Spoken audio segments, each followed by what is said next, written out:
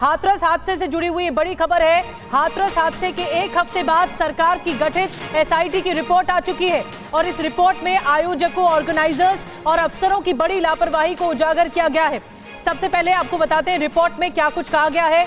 हाथरस हादसे पर एसआईटी ने जो रिपोर्ट सौंपी है उसमें आगरा एडीजी, अलीगढ़ कमिश्नर ने इस रिपोर्ट को तैयार किया। एसआईटी ने कुल 128 लोगों के बयान इसमें दर्ज किए हैं। इस बारे में जिक्र है रिपोर्ट में अफसरों पर गंभीर आरोप तक लगाए गए हैं। तो एसआईटी ने सरकार को रिपोर्ट सौंपी है और ये बहुत महत्वपूर्ण रिपोर्ट है हाथरस हादसे पर। और आइए आपको बताते हैं हाथरस हादसे पर एसआईटी रिपोर्ट में क्या क्या है। भीड़ को लेकर पहली बड़ी बात, भीड़ को लेकर पर्याप्त इंतजाम नहीं किए गए थे, ये एसआईटी ने कहा अपनी रिपोर्ट में। दूसरी बड़ी बात, इंतजाम होते तो मौत का आंकड़ा कम हो सकता था। तीसरी बड़ी बात, भोले बाबा की किसी गलती का जिक्र नहीं है रिपोर्ट में, एसआईटी की रिपोर्ट में नहीं है जिक्र। और चौथी बड़ी बात, भगदड़ के लिए आयोजक जो हैं, ऑर्गेनाइजर्स हैं, वो दोषी हैं क्योंकि उन्हीं की वजह से भगदड़ हुई, ये रिपोर्ट में कहा गया है। पांचवी बड़ी बात, अनुमति से ज्यादा लोग बुलाए गए। छठवीं बड़ी बात, अफसरों ने मौके का मुआयना नहीं किया, यह भी कहा गया रिपोर्ट में। सातवीं बड़ी बात, दोषी पाए कर्मचारियों के खिलाफ कार्रवाई संभव है।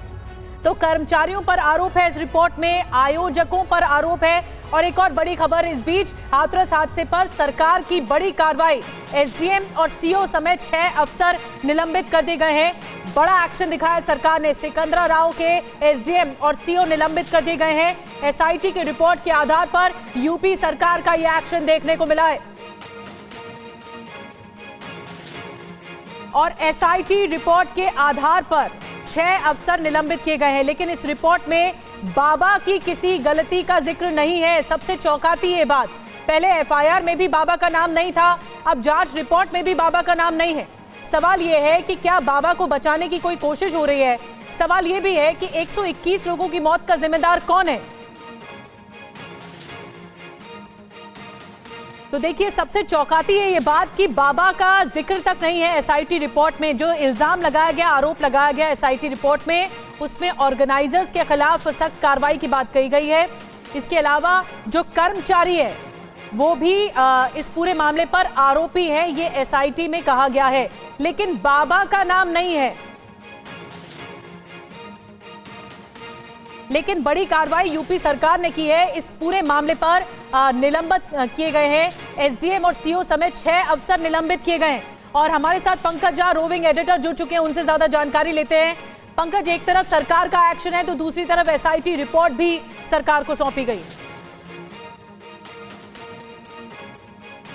देखिए, इसमें पूरी घटना में जो एसआईटी रिपोर्ट, जो कि 2 सीनियर अफसरों के, एक आईपीएस अधिकारी और एक आईएएस अधिकारी की रिपोर्ट थी, आज वो मुख्यमंत्री के सामने आज सवेरे पेश की गई। उस रिपोर्ट के आधार पर कार्रवाई जो हुई है, उसमें जो एसडीएम जिसने परमिशन दी थी हाथरस मामले में, उनको, और साथ ही जो इलाके के सीओ हैं, जो डीएसपी रैंक के अधिकारी होते हैं, तहसीलदार होते हैं, जो चौकी इंचार्ज था, थाना प्रभारी था, ऐसे 6 अधिकारियों को निलंबित किया गया है। लेकिन सबसे बड़ा सवाल ये है कि अगर इस रिपोर्ट को देखें तो इस मामले में जो जिले के डीएम हैं, जो आशीष कुमार हैं, या फिर एसपी हैं निपुण अग्रवाल हैं, उनके रोल पर सवाल नहीं उठाया गया, उनको एक तरीके से क्लीन चिट दे दी गई। दूसरी बात, जिस बाबा को लेकर इतनी बड़ी घटना हुई, इतने लोगों की जान चली गई, उसके मामले में अभी भी कुछ नहीं कहा गया है, उसके खिलाफ अभी तक एफआईआर भी नहीं हुई है। दूसरी तरफ अगर रिपोर्ट को देखें तो बार बार इस बात का जिक्र किया जा रहा है कि साजिश की संभावना से इनकार नहीं किया जा सकता। अब सवाल ये है कि साजिश है अगर, तो अभी तक की जो जांच हुई है या अभी तक जो एफआईआर हुई है, उसमें ऐसा कोई साजिश करता तो दिख नहीं रहा, ना कहीं से कोई ऐसी बात आई है। तो क्या अगर इस तरह की चीज़ें हैं तो वो कौन हो सकता है? तो इस रिपोर्ट के आधार पर देखें तो बहुत सारी चीज़ें हैं जिस पर सवाल उठते हैं।